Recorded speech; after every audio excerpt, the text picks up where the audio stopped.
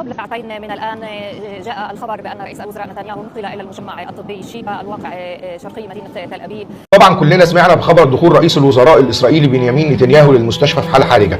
طبعا يا جماعة احنا بني آدمين واحنا بشر، وبرغم الخلاف اللي بيننا وبينه بس احنا لازم ندعي للراجل ده. الراجل ده على سرير المرض وفي أمس حاجة للدعاء مننا يا جماعة. احنا مسلمين ولازم كلنا ندعي له ونرفع أكف الضراعة على ربنا سبحانه وتعالى ان هو يتقبل دعائنا بإذن الله. بإذن الله نتنياهو يكون دعائنا من حدك ومن نصيبك. يا رب تكون آخر نومة في حياتك، يا رب تكون آخر رقدة في حياتك، يا رب ما تقوم منها يا نتنياهو. ربنا ما يطول عليك بإذن الله، وإن شاء الله هي المدة اللي تقعدها في السرير كده زي مدة شارون اللي قعدها يا نتنياهو. ربنا يلبسك تاج المرض كمان وكمان يا نتنياهو.